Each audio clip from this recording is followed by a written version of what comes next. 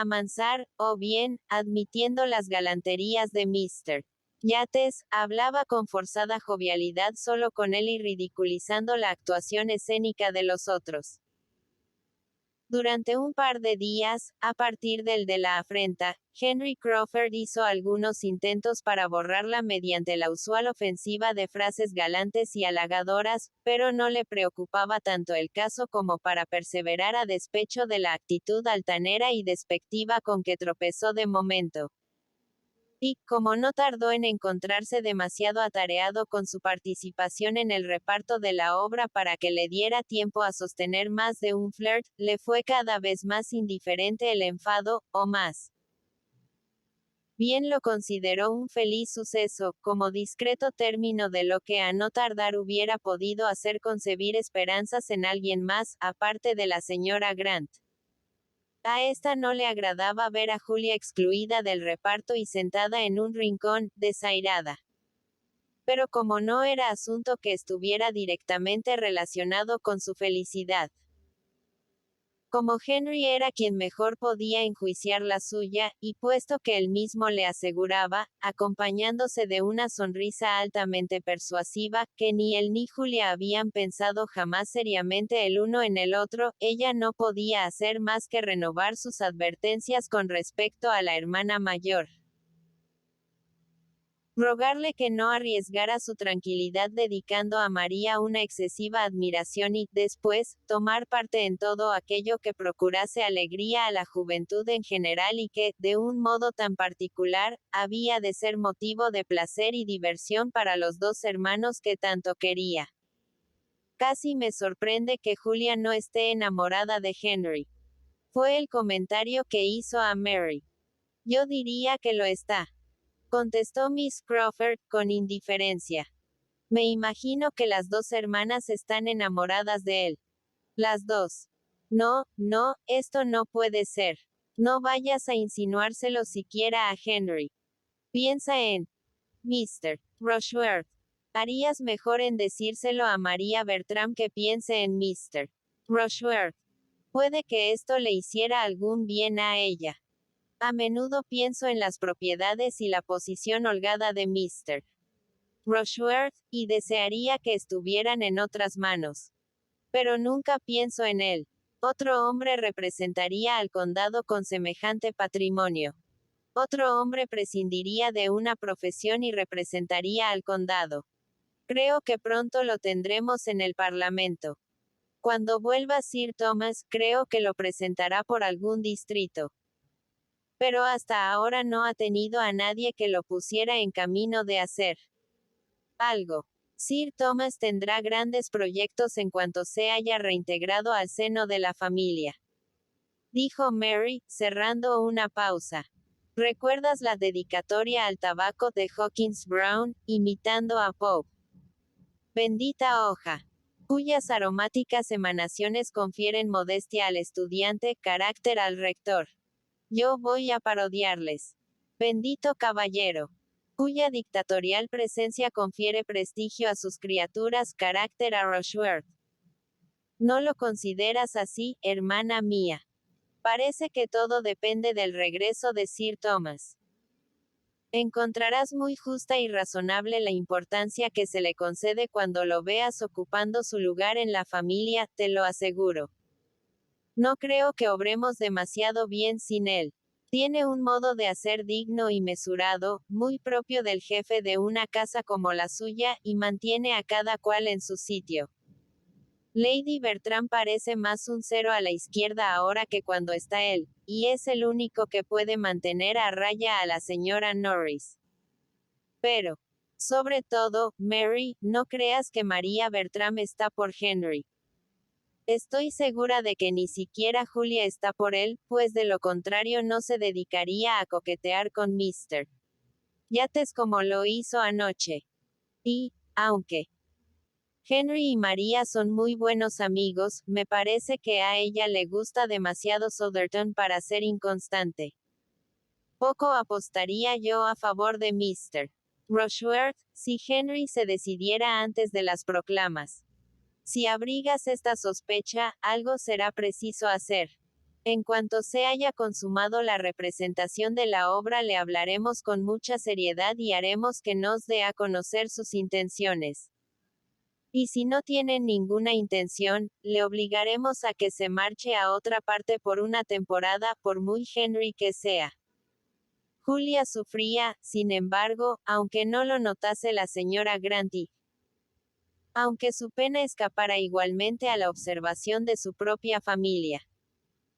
Ella había amado, amaba todavía, y albergaba dentro de sí todo el sufrimiento que un temperamento apasionado y un espíritu altivo puedan conocer ante el desengaño de una preciada aunque absurda ilusión, unido a una fuerte sensación de injusticia. Su corazón destilaba ira y rencor, y solo era capaz de rencorosos consuelos. Su hermana, con la que siempre había departido en un plano de cordialidad, se había convertido ahora en su mayor enemigo. Las dos quedaron recíprocamente distanciadas. Y Julia no era capaz de superar el deseo de que aquellos devaneos que se llevaban adelante entre su hermana y Henry, tuvieran un calamitoso desenlace, que a María le sobreviniese un castigo por su comportamiento tan indigno para consigo como para con Mr. Rushworth. Sin que existiera una sustancial incompatibilidad de carácter o diversidad de gustos que les impidiera ser buenas amigas mientras sus intereses no fueron encontrados, las dos hermanas, ante una coyuntura como la que ahora se les presentaba, desconocían la ternura o los principios indispensables para ser generosas o justas, para sentir vergüenza o compasión. María saboreaba su triunfo, persiguiendo sus fines sin preocuparse por Julia. Y ésta no podía ver las distinciones que Henry hacía a su hermana sin confiar en que aquello crearía una atmósfera de celos y desembocaría al fin en un escándalo público. Fanny veía y compadecía en gran parte los sufrimientos de Julia. Pero entre ellas no existía ninguna corriente exterior de compañerismo. Julia no hacía confidencias y Fanny no se tomaba libertades.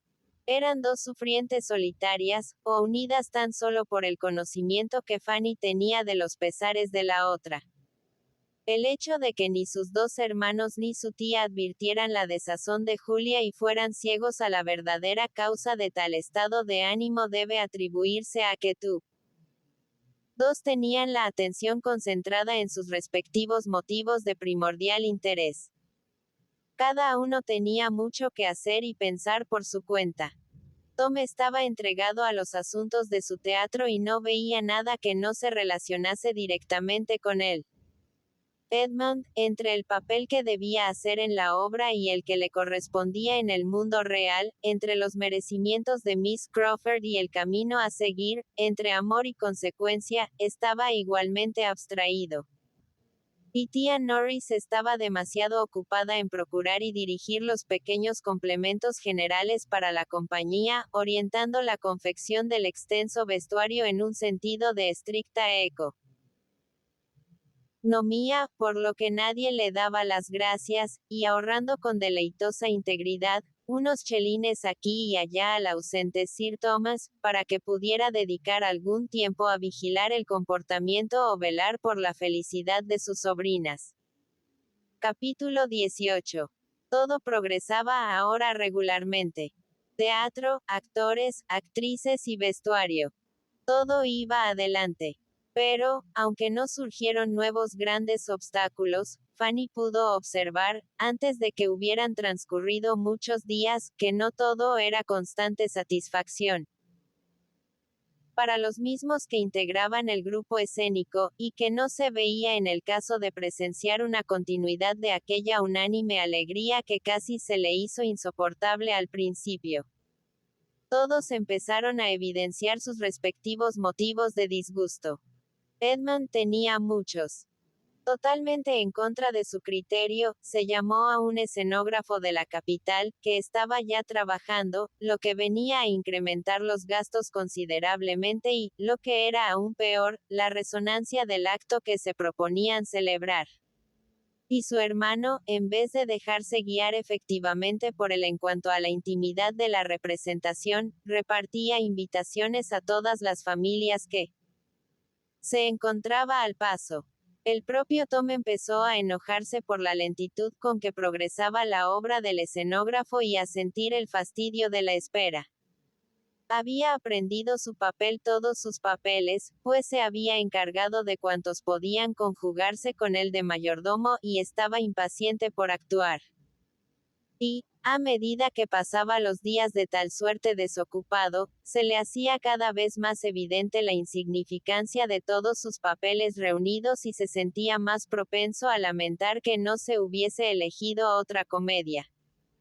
Fanny, que se prestaba siempre a escuchar atentamente, y era a menudo la única oyente que se tenía a mano, fue la obligada confidente de las quejas y aflicciones de los demás. Así, se enteró de que todos pensaban que Mr. Yates declamaba horriblemente. De que a Mr. Yates le había defraudado Henry Crawford como actor. De que Tom Bertram hablaba tan aprisa que nadie le entendería una palabra.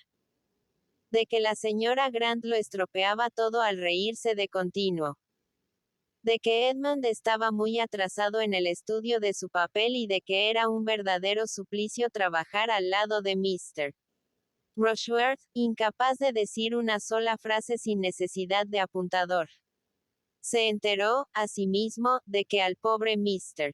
Rushworth se le hacía muy difícil encontrar a alguien que quisiera ensayar con él. También él expuso su queja a Fanny, lo mismo que los demás. Y ella veía de un modo tan claro cuanto hacía su prima María para rehuir a su prometido y la innecesaria frecuencia con que se ensayaba la primera escena entre ella y Mr. Crawford, que pronto la invadió el terror de tener que escuchar nuevas quejas de aquel. Lejos de verles a todos contentos y divertidos, descubrió que cada uno por su lado deseaba algo que no tenía o daba motivos de disgusto a los demás. Unos consideraban su papel demasiado corto, otros demasiado largo. Nadie prestaba la debida atención. Nadie sabía por dónde había que aparecer, si por la derecha o por la izquierda. Nadie quería seguir un consejo, como no fuera el mismo que lo daba. Fanny consideraba que los preparativos de la representación le brindaban a ella ocasión de divertirse inocentemente tanto, por lo menos, como los demás. Henry Crawford trabajaba bien, y para ella era un placer deslizarse a la sala del teatro y presenciar el ensayo del primer acto, no obstante el efecto que le producían ciertos parlamentos de María. Esta, según le parecía a Fanny, trabajaba asimismo muy bien. Demasiado bien. Y a partir de los primeros ensayos los comediantes se acostumbraron a tener a Fanny por todo público. Y a veces como apuntador, otras como simple espectadora, solía serles muy útil. Por lo que ella podía juzgar, Henry Crawford era con mucho el mejor actor de todos. Tenía más seguridad que Edmund, más capacidad que Tom, más talento y más gusto que Mr. Yates. A ella no le gustaba como hombre, pero tenía que reconocer que era el mejor actor. Y sobre este punto pocas opiniones había que difiriesen de la suya. Mr. Yates, por supuesto, protestaba de su insipidez y monotonía. Y llegó al fin el día en que Mr. Rushworth se dirigió a ella con semblante sombrío, para decir: ¿Cree usted que hay algo de maravilloso en todo eso?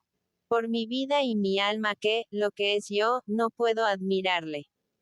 Y, entre nosotros, esto de ver a un individuo pequeño, corto de talla, de aspecto vulgar, erigido en primer actor, resulta muy ridículo, opino yo. A partir de aquel momento hubo un resurgimiento de sus antiguos celos, que María, al hacerle concebir la actitud de Crawford mayores esperanzas, poco trabajo se tomaba en disipar. Y las probabilidades de que Mr. Rushworth llegara a saberse algún día su papel quedaron mucho más reducidas. Que consiguiera hacer de sus intervenciones algo tolerable, nadie lo soñaba siquiera, excepto su madre. Esta, precisamente, lamentaba que el papel de su hijo no fuera más importante, y aplazó su desplazamiento a Mansfield para cuando los ensayos estuvieran más adelantados y se pudiera incluir en los mismos las escenas en que él debía intervenir. Pero los otros limitaban sus aspiraciones a que tuviera presente el pie 3 y la primera línea en cada uno de sus parlamentos y fuera capaz de seguir al apuntador en lo demás. Fanny, compasiva y bondadosa, no se tomó poco trabajo en enseñarle el modo de aprender, orientándole y ayudándole cuanto podía, intentando forjar una memoria artificial para él, hasta aprenderse ella misma todas y cada una de las palabras de su papel, pero sin conseguir que el hombre hiciera muchos progresos. Es cierto que ella acusaba muchas sensaciones desagradables, de inquietud, de aprensión. Pero esto mismo, unido a otros motivos que reclamaban su tiempo y su atención, hacía que se hallase tan lejos de quedarse sin ocupación o sin ser de utilidad en medio de todos ellos como de encontrarse sin un compañero de desdichas. Tan lejos de no verse requerida en sus horas libres como de no ver requeridos sus sentimientos de compasión. Quedó demostrado que la melancolía que se apoderó de ella en los primeros momentos carecía de fundamento. Ahora resultaba que circunstancialmente era útil a todos. Y acaso 3 en el teatro, última palabra que dice un personaje y es la señal para que empiece a hablar otro. N. Del T había en su espíritu más paz que en ningún otro. Además era mucho el trabajo de aguja que había que hacer y para lo cual se requería su ayuda. Y que tía Norris reconocía que estaba tan atareada por otras partes como los demás era evidente por la forma en que exclamaba. Vamos, Fanny. Decía. Que esta es una temporada deliciosa para ti, pero no debes estar siempre paseando de aquí para allá, echando continuas ojeadas a los ensayos, así, de continuo. Te necesito aquí. Yo me he esclavizado, hasta casi no poder tenerme en pie, para confeccionar el traje de Mr. Rochefort sin que hubiera necesidad de comprar más tela. Y creo que ahora puedes ayudarme a montarlo. No hay más que 3 costuras. Lo dejarás listo en un abrir y cerrar de ojos. Ya me consideraría yo feliz si solo tuviera que realizar la parte ejecutiva. Tú prefieres rondar por ahí, ya lo sé, pero, si nadie hiciera más de lo que haces tú, poco adelantaríamos. Fanny tomó su labor pacíficamente, sin proponerse siquiera protestar.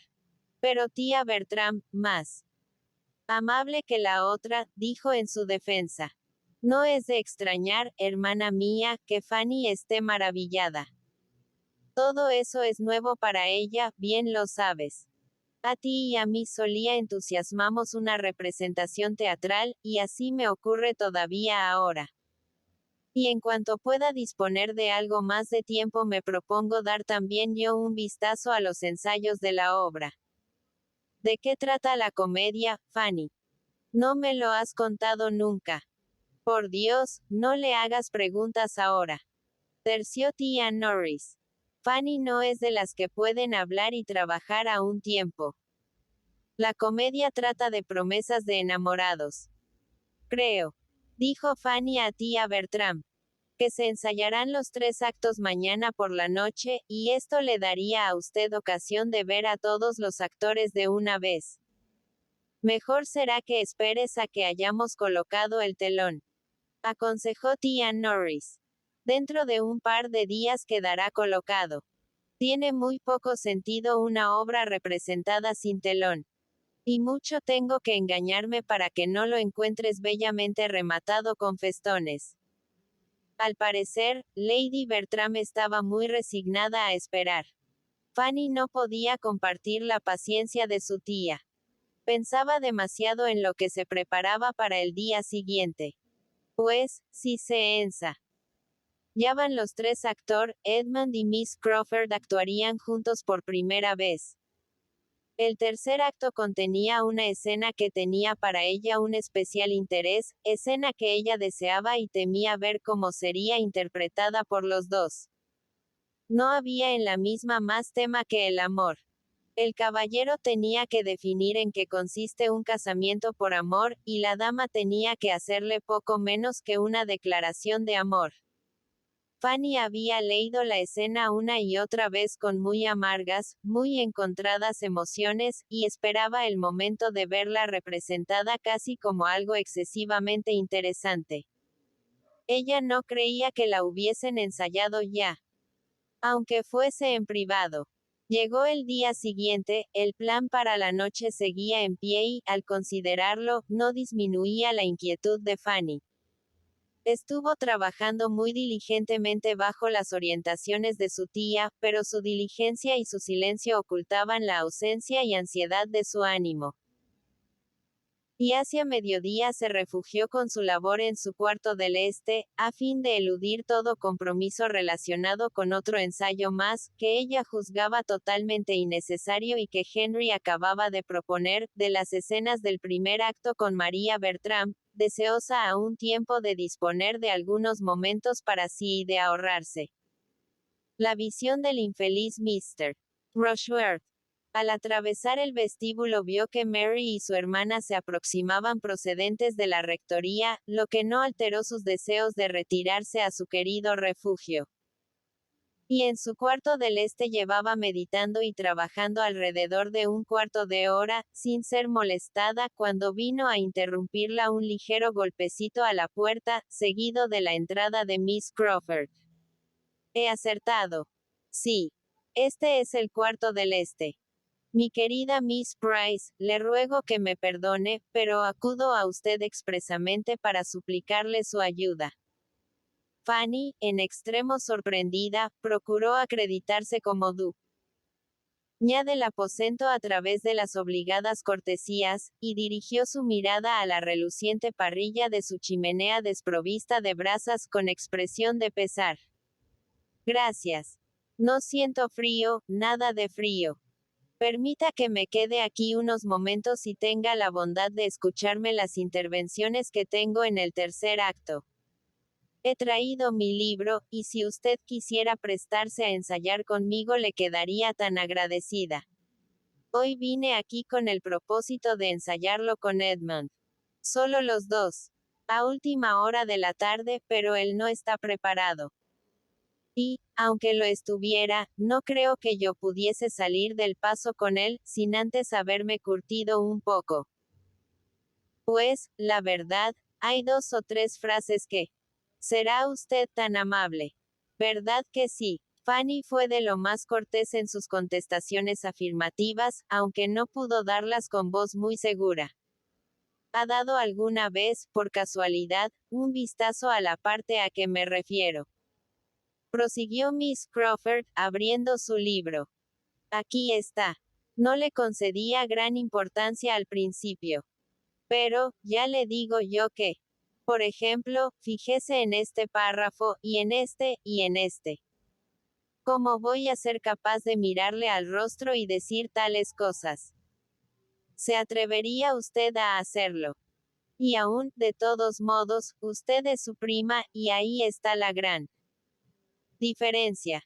Debe usted ensayarlo conmigo, de modo que pueda imaginarme que usted es él y acostumbrarme gradualmente. A veces tiene usted algo que recuerda a él. De veras.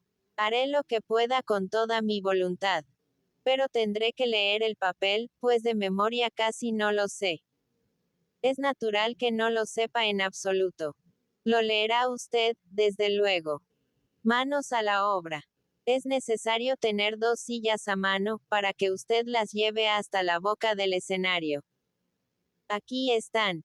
Excelentes sillas escolares, que no fueron hechas para un teatro, diría yo, mucho más adecuadas para que se sientan en ellas pequeñas niñas y las golpeen con sus pies mientras aprenden la lección.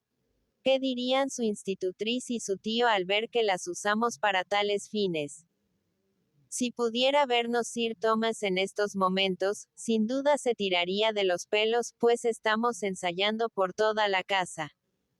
Yates está bramando en el comedor. Pude oírle al subir por la escalera. Y el escenario está ocupado, naturalmente, por ese par de ensayadores infatigables, Agatha y Frederick. Si cuando llegue el caso no lo hacen a la perfección, habré de asombrarme. Dicho sea de paso, entré a echarles un vistazo hace 5 minutos, y estaban precisamente en uno de los momentos en que procuran no abrazarse. Y Mr. Rushworth se encontraba a mi lado. A mí me pareció que el hombre empezaba a amoscarse, de modo que intenté distraerlo lo mejor que supe y, a tal efecto, le susurré al oído. Tendremos una excelente Agatha. Hay algo tan maternal en sus maneras. Es tan perfectamente maternal su voz y su expresión. ¿No le parece que hice bien? El muchacho se puso de buen humor en el acto. Bueno, vamos por mi soliloquio. Mary empezó, y Fanny le prestó su concurso con toda la sensación de modestia que la conciencia de estar sustituyendo a Edmund tenía forzosamente que producirle, pero con un semblante y una voz tan auténticamente femeninos que difícilmente podían sugerir la presencia de un hombre. Ante semejante analt, sin embargo, Miss Crawford tenía suficientes arrestos. Y habían llegado a la mitad de la escena cuando un golpecito en la puerta introdujo una pausa, y la entrada de Edmund, a continuación, suspendió el ensayo. Sorpresa, admiración y alegría produjo en los tres el inesperado encuentro. Y, como Edmund venía para lo mismo que había llevado a Miss Crawford allí, la admiración y el placer era de presumir que serían más que momentáneos en los dos. También él había traído su libro y buscaba a Fanny para rogarle que le permitiese ensayar con ella, ayudándole a prepararse para la noche, ignorando que Miss Crawford se encontrara en la casa. Y grande fue el júbilo y la satisfacción que mostraron por verse así casualmente reunidos, poniendo de relieve la coincidencia de las respectivas intenciones y coincidiendo también ambos en elogiar los amables oficios de Fanny. Esta no podía igualar el entusiasmo de la pareja. Su espíritu quedó anonadado bajo la vehemencia expresiva de los dos, y sintió que le faltaba demasiado poco para convertirse en nada para ellos, para hallar algún consuelo en el hecho de que ambos la hubiesen estado buscando. Ahora podrían ensayar juntos. Edmund lo propuso, insistió, suplicó, hasta que la damisela, que ya al principio no estaba mal dispuesta, no pudo seguir negándose. Y Fanny ya solo les sirvió para apuntar y observarles. Se le concedió, indudablemente, la investidura de juez y crítico, y con insistencia le rogaron que se prestara a ejercer tales oficios y les hiciera notar todas las faltas que cometiesen. Pero sus sentimientos se revolvían contra ello. Ella no podía, no quería, no se atrevería a intentarlo. Aunque por otros motivos hubiera existido un reconocimiento de su autoridad en la crítica.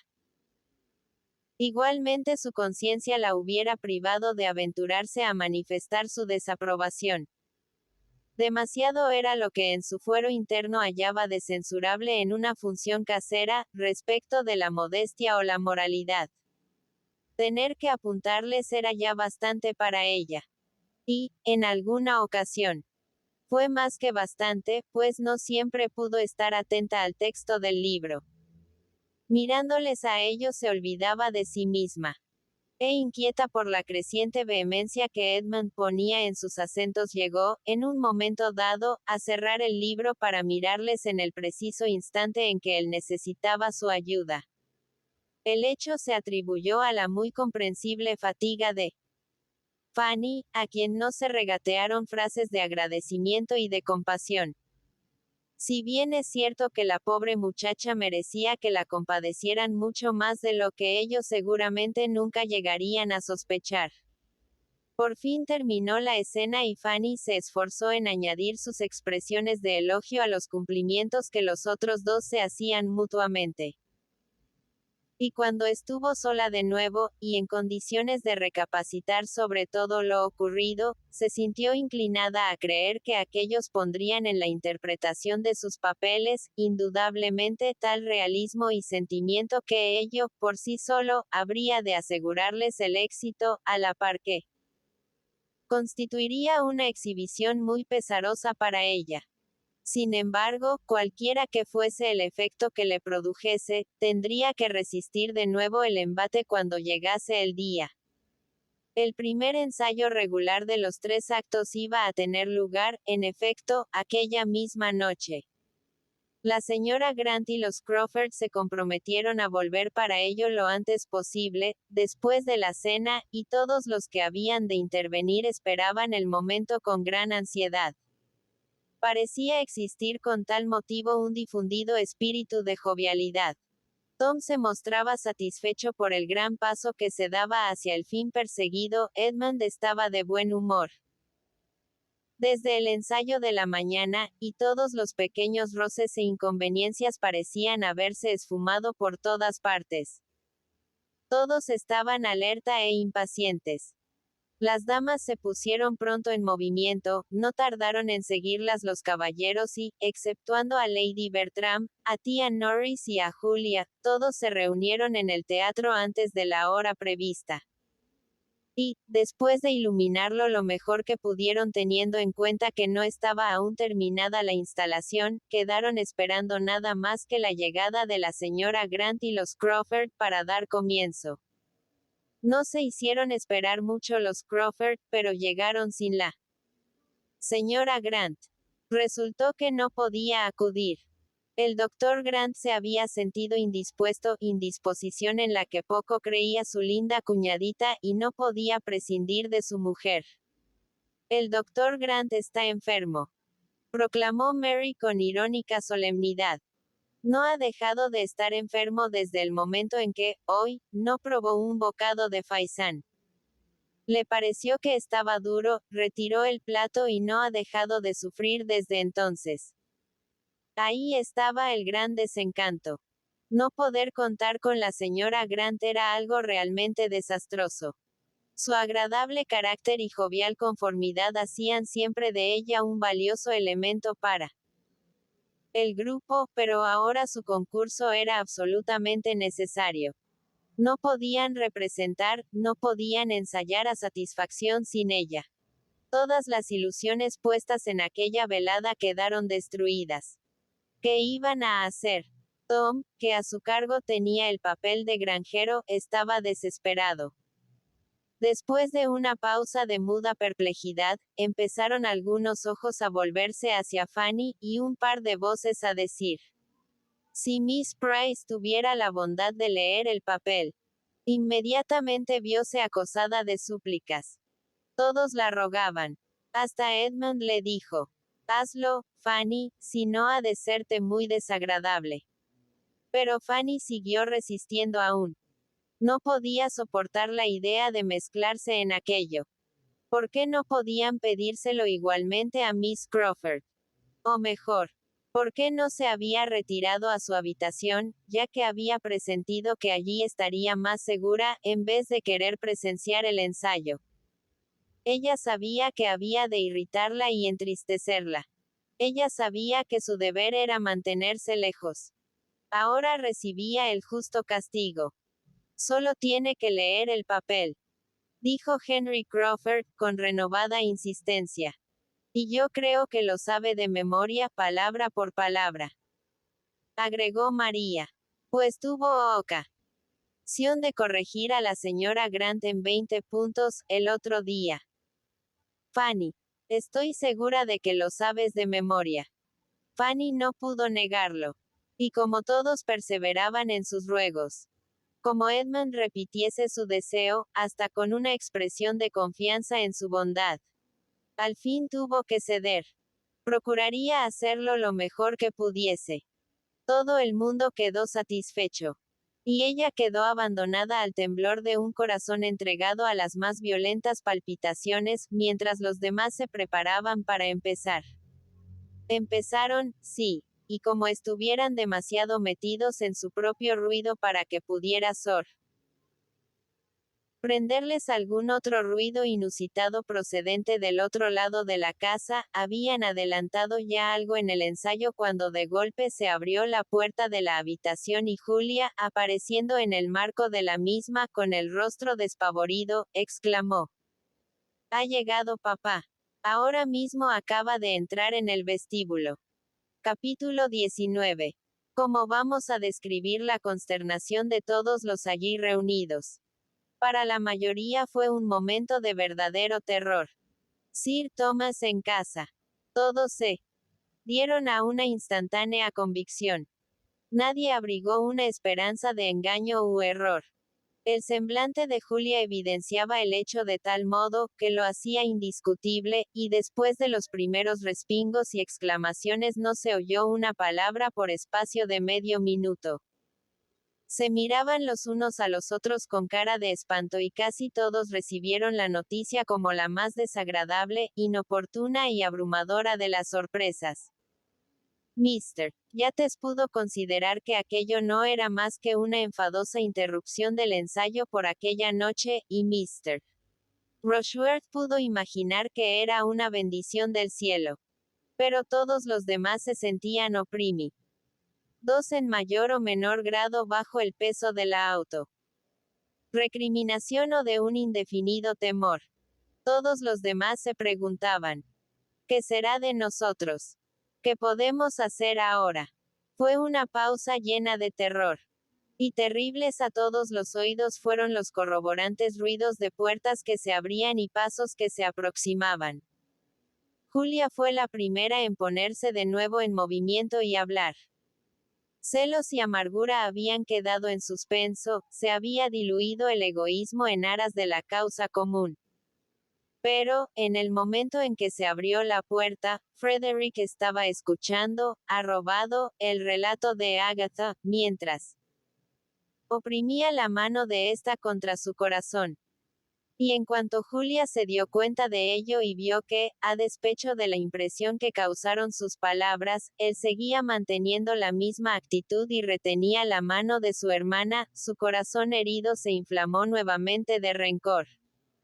Y poniéndose tan intensamente colorada como pálida había aparecido unos momentos antes, diose vuelta para alejarse diciendo: «Yo no tengo por qué asustarme de comparecer ante él». Su marcha fustigó a los demás. Y en el mismo instante se adelantaron los dos hermanos, sintiendo la necesidad de hacer algo. Unas pocas palabras cruzadas entre los dos fueron suficientes. El caso no admitía divergencias de opinión. Debían acudir al salón inmediatamente. Mana se unió a ellos con el mismo propósito, sintiéndose en aquellos momentos la más fuerte de los tres. Pues el mismo motivo que había empujado a Julia a salir era el más dulce soporte para ella. Que Henry Crawford hubiera retenido su mano en aquel momento, un momento de prueba e importancia tan singulares, valía por años de duda y ansiedad. Ella lo interpretó como un signo de la más formal de las determinaciones, cosa que le daba ánimos para enfrentarse con su padre.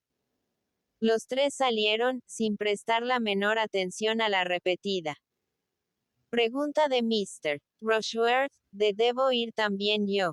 ¿No sería mejor que fuera yo también? ¿No estaría bien que yo les acompañara?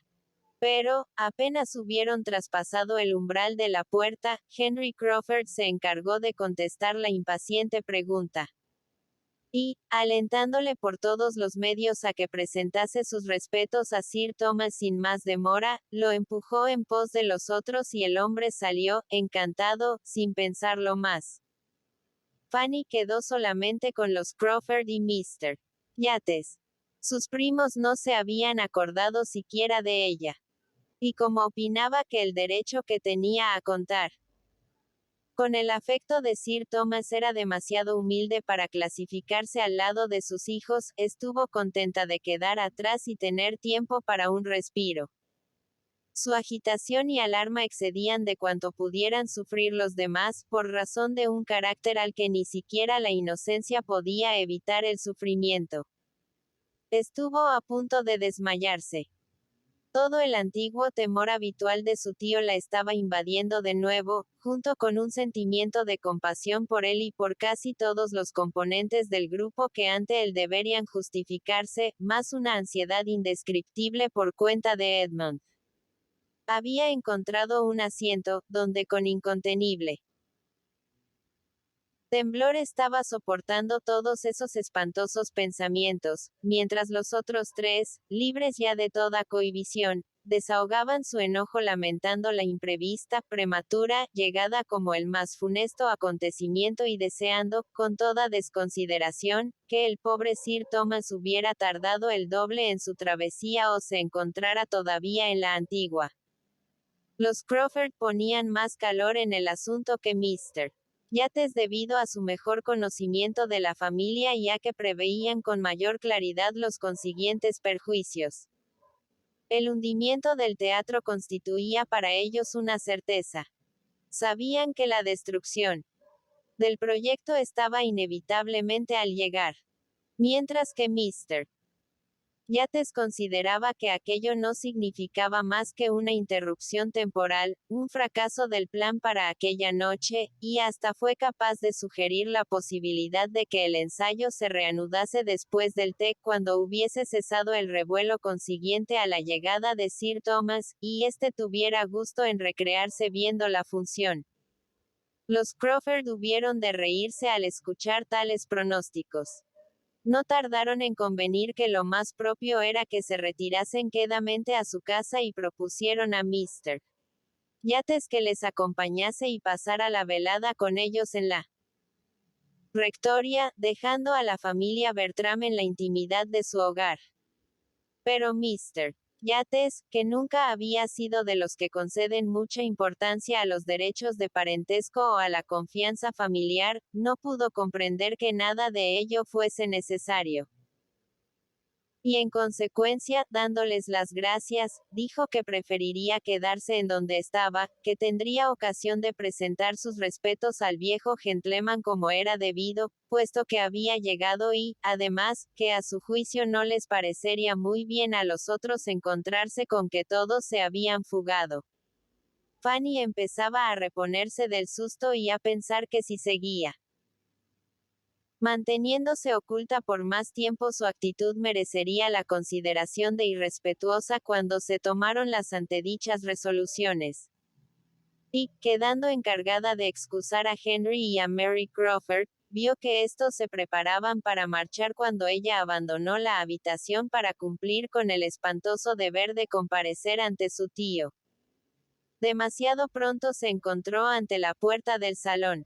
Y después de detenerse un momento para hacerse con lo que sabía que no llegaría a encontrar, para cobrar un grado de valor que jamás había hallado detrás de ninguna puerta, dio vuelta a la empuñadura y ante ella aparecieron las luces del salón y toda la familia reunida. Al entrar, su propio nombre llegó a su oído. Sir Thomas estaba en aquel momento mirando en tomo suyo y diciendo: Pero, ¿y dónde está Fanny? Como no veo a mi pequeña Fanny. Y al descubrirla fue a su encuentro con una amabilidad que la asombró y emocionó a un tiempo, llamándola, mi querida Fanny, para besarla acto seguido afectuosamente y observar, con indudable satisfacción, lo mucho que se había desarrollado. Fanny no sabía qué sentir ni a dónde mirar. Se sentía completamente anonadada. Él nunca había sido tan amable, tan amabilísimo, con ella. Su actitud parecía cambiada, hablaba con rapidez debido a la excitación producida por la alegría y todo lo que antes había de temible en su dignidad parecía diluido en ternura. La condujo más cerca de la luz y la miró de nuevo, preguntó especialmente por su salud y a continuación, corrigiéndose, afirmó que no le era necesario preguntar, ya que su aspecto hablaba con bastante elocuencia sobre este punto. Y, como un ligero rubor sucediera a la anterior palidez en el rostro de la niña, quedó justificada la creencia de Sir Thomas de que había prosperado tanto en salud como en belleza. Después preguntó por su familia, especialmente por William. Y fue, en suma, tanta su amabilidad, que ella tuvo que reprocharse lo poco que le quería, así como el haber considerado una desgracia su retomo. Y cuando, al sentirse capaz de elevar la mirada hasta su rostro, observó que había adelgazado y que en su semblante curtido había huellas de la fatiga, del agotamiento, que hablaban de su vida esforzada bajo un clima ardiente, aumentó su enternecimiento y sintió una gran tristeza al considerar la muy insospechada reacción de enojo que probablemente iba a producirse en él de un momento a otro. Sir Thomas era, ciertamente, el alma de la reunión. Y todos, atendiendo a sus deseos, se sentaron entonces en tomo a la chimenea. Él era quien hacía uso de la palabra como le correspondía plenamente por derecho natural. Y la sensación de delicia que le producía encontrarse de nuevo en su propia casa, rodeado de todos los suyos, después de una tan larga separación, hacía que se mostrara comunicativo y parlanchín en grado sumo, inusitado en él, y estuviera dispuesto a dar toda clase de informaciones con referencia a su viaje y a contestar a todas las preguntas de sus dos hijos, casi antes de que las formularan. Su negocio de la Antigua había prosperado últimamente con gran rapidez, y él había llegado directamente desde Liverpool, habiendo tenido la oportunidad de efectuar la travesía hasta allí en un navío particular en vez de esperar el correo. Y con gran animación fue explicando todos los pequeños detalles relativos a sus gestiones y logros, a sus llegadas y partidas, sentado al lado de Lady Bertram y mirando con auténtica satisfacción a los rostros que le rodeaban, aunque interrumpiéndose más de una vez, eso sí, para subrayar su buena suerte al encontrarlos a todos en casa, no obstante haber llegado inesperadamente. Para expresar la satisfacción de verles a todos reunidos, exactamente como hubiera podido soñarlo, aunque no se había atrevido a confiar en ello. Mr. Rushworth no quedó en el olvido.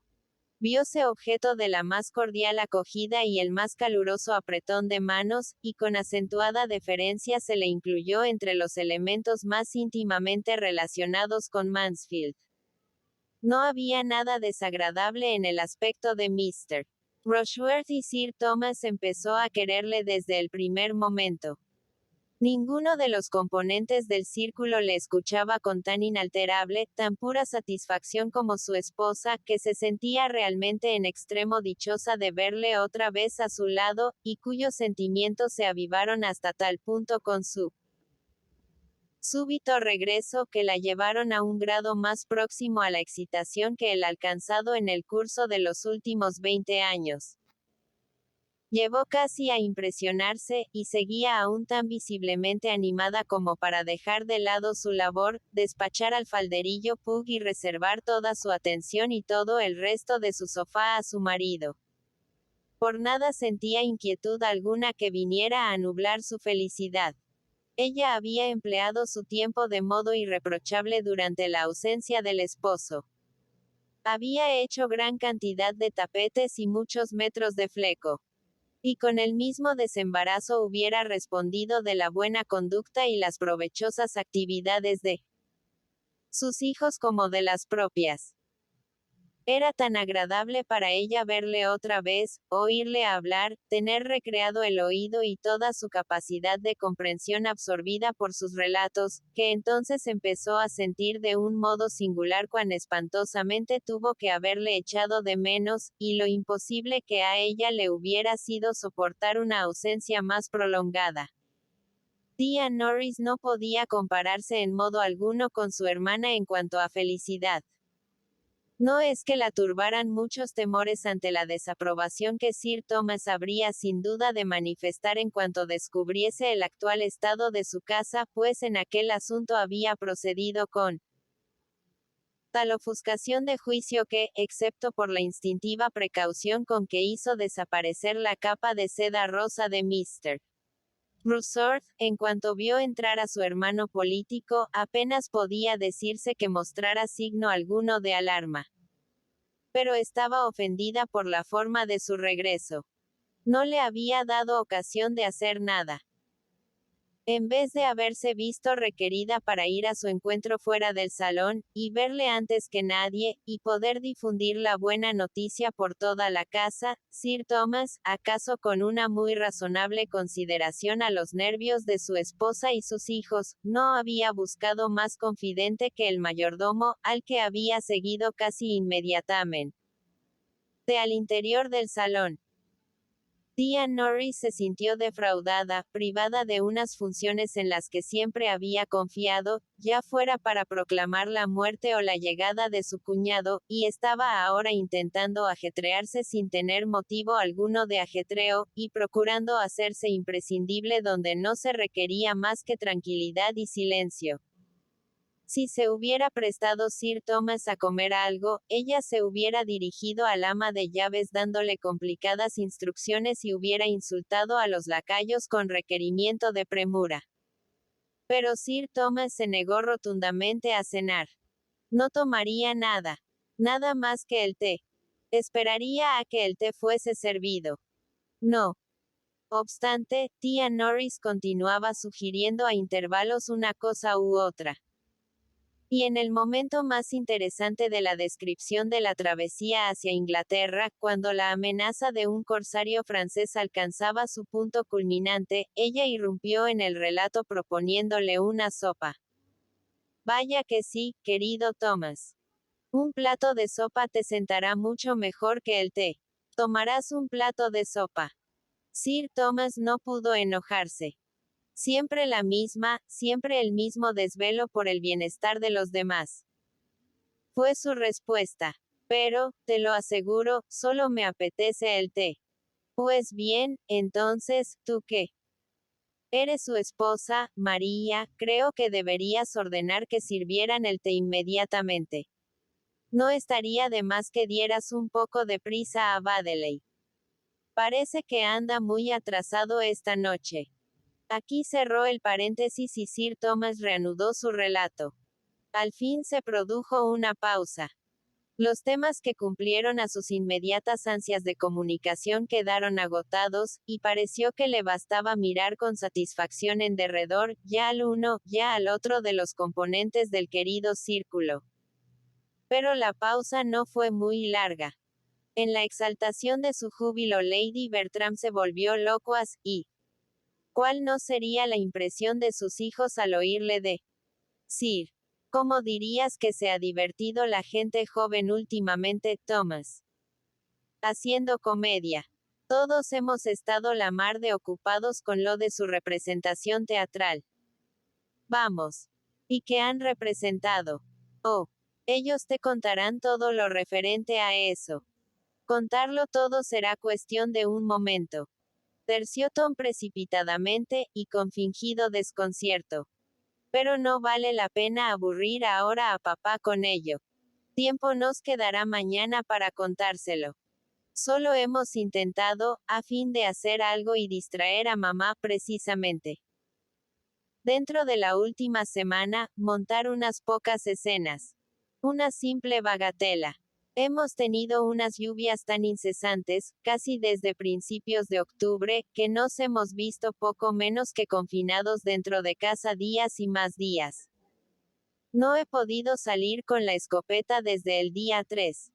En el curso de los 3 primeros días se pudo hacer algo, pero en los sucesivos no ha habido posibilidad de intentarlo siquiera. El día primero me llegué a Mansfield Wood y Edmund se fue por los matorrales de Easton. Entre los dos trajimos una docena de piezas, y cada uno de nosotros hubiera podido cazar 6 docenas más. Pero hemos respetado tus faisanes, papá, tanto como pudieras desearlo, te lo aseguro. No creo que vayas a encontrar tus bosques menos provistos que antes. Lo que es yo, nunca había visto el Mansfield Wood tan lleno de faisanes como este año. Espero que tú mismo no tardarás en dedicar un día a la caza, papá. Por el momento quedó soslayado el peligro, y la tensión de Fanny cedió. Pero cuando, poco después, fue servido el té y Sir Thomas, abandonando su asiento, dijo que le parecía que llevaba ya demasiado tiempo en la casa sin haber dado un vistazo a sus queridas habitaciones particulares, renacieron las anteriores inquietudes.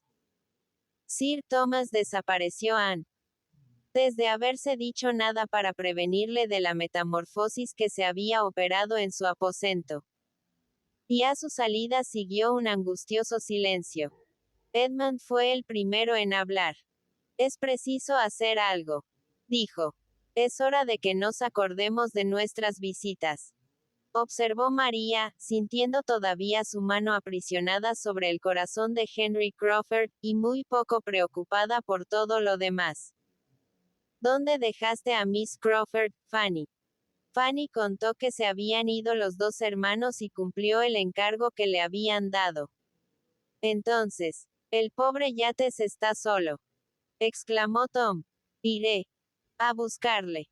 No nos será desdeñable su ayuda cuando todo se descubra. Y al teatro se dirigió, a donde llegó justamente a tiempo de presenciar el primer encuentro entre su padre y su amigo. A Sir Thomas no le había causado poca sorpresa encontrar su habitación iluminada por buen número de candelas y un general ambiente de desorden en la colocación de sus muebles. Le llamó especialmente la atención el no ver la librería ante la puerta del salón de billar, pero apenas había tenido tiempo de asombrarse por todo ello cuando a su oído llegaron unos ruidos procedentes del propio salón de billar, que le asombraron todavía más. Alguien estaba hablando allí en voz muy alta. Una voz desconocida para él. Y más que hablando, estaba vociferando. Se dirigió hacia la puerta, felicitándose en aquel momento de que fuera practicable al no existir el obstáculo de la librería. La abrió y se encontró en el escenario de un teatro, ante un joven que estaba declamando a gritos y que parecía empeñado en rechazarle con sus furiosos movimientos de brazos. En el preciso instante en que Yates descubrió a Sir Thomas, mientras soltaba su ímpetu declamatorio, acaso el mejor arranque que había tenido en el curso de todos los ensayos, Tom Bertram entró por el otro extremo de la habitación y se vio en apuros para contener su risa. El aspecto solemne y lleno de perplejidad de su padre al hacer su primera aparición en un escenario, y la metamorfosis gradual que fue convirtiendo al arrebatado barón de Wildenheim en el educado y sencillo Mr. Yates, que se inclinó y presentó sus excusas a Sir Thomas Bertram, fue una exhibición tan única, una escena tan llena de realismo y autenticidad como para no dejársela perder por nada del mundo. Sería la última. Lo más probable era que fuese la última escena representada en aquel escenario. Pero él estaba seguro que no hubiera podido darse otra más espectacular. La sala cerraba sus puertas con la mayor brillantez. No había tiempo, sin embargo, para solazarse con imágenes divertidas. También él tuvo que adelantarse hasta el escenario y hacer la presentación. Cosa que llevó a cabo no poco entorpecido por una fuerte sensación de embarazo. Sir Thomas acogió a Mr. Yates con toda la apariencia de cordialidad propia del señor de la casa, pero, en realidad, estaba tan lejos de sentirse complacido por el compromiso de aquella amistad como por el comienzo que había tenido. La familia y las relaciones de Mr. Yates le eran suficientemente conocidas para que, al serle presentado como el amigo predilecto, otro de los 100 amigos predilectos de su hijo, no hubiera de considerarlo algo en extremo desagradable. Y era necesaria toda la felicidad de hallarse otra vez en casa, y todo el ánimo tolerante que esta circunstancia podía favorecer, para que de Sir Thomas no se apoderase la cólera al verse de aquel modo confundido en su propio hogar, mezclado en una ridícula exhibición en medio de un absurdo aparato teatral y obligado, en momento tan inoportuno, a admitir la amistad de un jovenzuelo que sin duda alguna merecía su reprobación, y cuya despreocupación y verbosidad en el curso de los 5 primeros minutos hacían supo Ner, que era el quien se hallaba más en su casa, de los dos. Tom adivinó los pensamientos de su padre y, deseando de corazón que siguiera siempre tan bien dispuesto a no expresarlos más que en parte, empezó a ver más claramente de lo que lo había visto hasta entonces que en todo aquello debía de haber algún fondo de agravio. Que debía de haber alguna razón para que su padre dirigiese aquella mirada al techo y al estuco de la habitación. Y que, al preguntar con moderada gravedad por el destino de la mesa de billar, procuraba no evidenciar más que una muy legítima curiosidad. Unos pocos minutos bastaron para que se acusaran